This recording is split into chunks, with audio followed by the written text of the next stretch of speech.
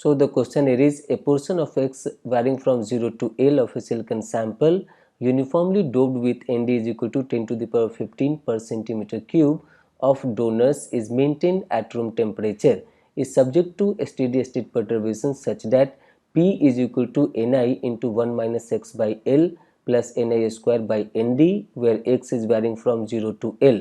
Assume electric field E is equal to 0 in the region of X0 to L. dP is equal to 20 centimeter square per second. Electronic charge Q is equal to 1.6 into 10 to the power minus 19 coulomb, and Ni is equal to 1 into 10 to the power 10 centimeter raised to minus 3 full stop. The current density due to holes at X is equal to L by 2 is fill in the blanks into 10 raised to minus 4 ampere per centimeter square full stop. So this is the silicon sample given here. Now will see their detail solution. तो ये हमारा यहाँ पर semiconductor का sample दिया हुआ है। तो जैसा कि यहाँ पर मेंशन है, this n is approximately equal to Nd।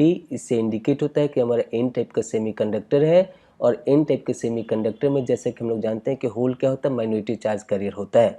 So due to the hole there are two current components, so that is called Jp drift here and Jp diffusion. So this Jp is called the current density due to the holes, and it is having two component. One is called drift current density, another one is called the diffusion current density.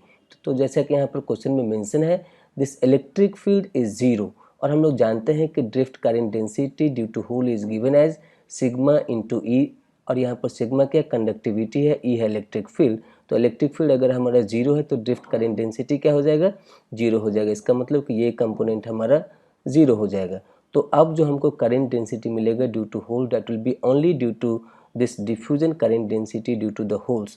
So as we know that this Jp is equal to Jp diffusion is equal to minus q dp into dp by dx, where this dp is called diffusion coefficient or diffusion constant, whose values is mentioned here as a dp is equal to 20 centimeter square per second. तो main काम हमको क्या है, ये q हमारा electronic charge है, ये भी हमारा दिया हुआ है। सो मेन काम हमारा क्या है, dp by dx निकालना। तो यहाँ पर dp by dx हमको निकालना है। तो जैसे कि यहाँ पर ये इक्वेशन दिया हुआ है, so as per this equation we know that in N type semiconductor hole is called minority charge carrier and their variation with the distance it has mention in this equation. तो यहाँ पर Ni square का value, ये Ni का value दिया हुआ है 1 into 10 to the power 10, और Nd का वैल्यू दिया हुआ है। इसका मतलब क्या है, ये Ni स्क्वायर बाई Nd का वैल्यू हमारा फिक्स हो जाएगा। तो यहाँ पर P का वेरिएशन सिर्फ x के साथ हो रहा है, और वो भी कैसा हो रहा है, तो लीनियर वेरिएशन है, because the power of x is here 1, so due to that reason it is having the linear variation. So as we know that how to find out the slope of a linear segment, तो यहाँ पर हम लोग दो तरीके से निकाल सकते हैं, either by the use of 2 point formula। तो 2 point formula क्या कहता है, we need to find out the concentration of hole at x is equal to 0, so that we are assuming that the concentration at x is equal to 0 is P1. So the concentration of holes at x is equal to 0 is P1 at x is equal to 0। तो यहाँ पर लिखेंगे P1 at x is equal to 0 minus, हमको निकालना क्या है, current density due to the holes at x is equal to L by 2 पे। तो यहाँ पर हम लोग निकालेंगे concentration of holes at x is equal to L by 2 पे, और डिवाइड क्या होगा, तो डिवाइड होगा यहाँ पर, so this x is equal to 0, so the change in x is 0 minus ये P2 कंसंट्रेशन कहाँ पे है, तो x is equal to L by 2 पे। तो यहाँ पर आप इस इक्वेशन को यूज़ करके ये निकाल सकते हैं, और इसका भी वैल्यू निकाल सकते हैं, और इसमें डालेंगे तो dp by dx आ जाएगा। एक तो ये तरीका है। दूसरा तरीका है कि डायरेक्टली ये गिवन इक्वेशन को आप डिफ्रेंशिएट करके इसका स्लोप निकाल सकते हैं। तो P क्या दिया हुआ है, so this P is equal to Ni into 1 minus X by L plus Ni square divide by Nd। अब यहाँ पर ये इक्वेशन को अगर आप डिफ्रेंशिएट करेंगे तो क्या मिलेगा, dp by dx is equal to, ये Ni तो कोफिशिएंट है तो ये बाहर हो जाएगा, और यहाँ पर 1 का डिफ्रेंशिएशन क्या होगा, 0 होगा, और यहाँ पर माइनस 1 बाई एल हमारा कोफिशिएंट है। सो dx बाई dx क्या हो जाएगा, 1 हो जाएगा। So minus 1 by L into dx by dx will become here 0 minus 1 by L. तो ये हमारा फर्स्ट टर्म से मिल गया इसका डिफ्रेंशिएशन, प्लस ये तो कांस्टेंट टर्म है। तो जैसे कि हम लोग जानते हैं कि कांस्टेंट टर्म का, क्योंकि Ni का वैल्यू दिया हुआ है, Nd का वैल्यू दिया हुआ है, तो कांस्टेंट टर्म का डिफ्रेंशिएशन भी हमारा 0 होता है। तो यहाँ पर क्या मिल जाएगा, this D by dx is equal to, तो यहाँ पर हम लोग को dp by dx का वैल्यू मिल जाएगा -ni/l। आप इसमें भी चेक कर लेना। आप यहाँ पर क्या करेंगे, इस इक्वेशन में एक बार ये जो इक्वेशन है इसमें एक बार x is equal to 0 substitute करेंगे और ये p1 का वैल्यू निकाल लेंगे। फिर उसके बाद एक बार x is equal to l/2 substitute करेंगे और उसके बाद फिर यहाँ से P2 निकाल लेंगे और डिवाइड करेंगे 0 माइनस l/2। यहाँ पर l अगर डालेंगे तो ये गलती हो जाएगा, क्योंकि हमको इस पॉइंट पे इसका स्लोप निकालना है। At x is equal to l/2 पे हमको स्लोप निकालना है।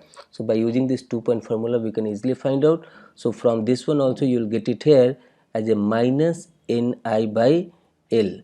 अब आप इस वैल्यूज़ को, ये जो -ni/l आया है स्लोप, इसको आप इक्वेशन 1 में डालेंगे तो क्या हो जाएगा, तो यहाँ पर हमको मिलेगा this JP diffusion is equal to -q dp, और ये dp by dx का वैल्यू आया है -ni/l। तो ये माइनस माइनस क्या हो जाएगा, प्लस हो जाएगा। So we will get it here q into D P into ni/l। यहाँ पर आपको हर एक ये q का dp का सबका वैल्यू सब्स्टिट्यूट करना है। तो q का वैल्यू है 1.6 इंटू 10⁻19 इंटू डी का वैल्यू है यहाँ पर 20 इंटू ni का वैल्यू है हमारा यहाँ पर 1 इंटू 10⁻10 और l का वैल्यू यहाँ पर फिगर में दिया हुआ है 1 माइक्रोमीटर, बट बाकी सब यूनिट यहाँ पर सेंटीमीटर के फॉर्म में है। देखिए सेंटीमीटर के फॉर्म में। So due to that reason you need to change this l into centimetre. तो यहाँ पर ये l इज इक्वल टू क्या हो जाएगा, 1 इंटू माइक्रो के बदले हम लोग लिख सकते हैं 10⁻⁻6 इंटू मीटर के बदले में, मीटर को जब चेंज करेंगे सेंटीमीटर में तो 10⁻2 सेंटीमीटर ये हो जाएगा।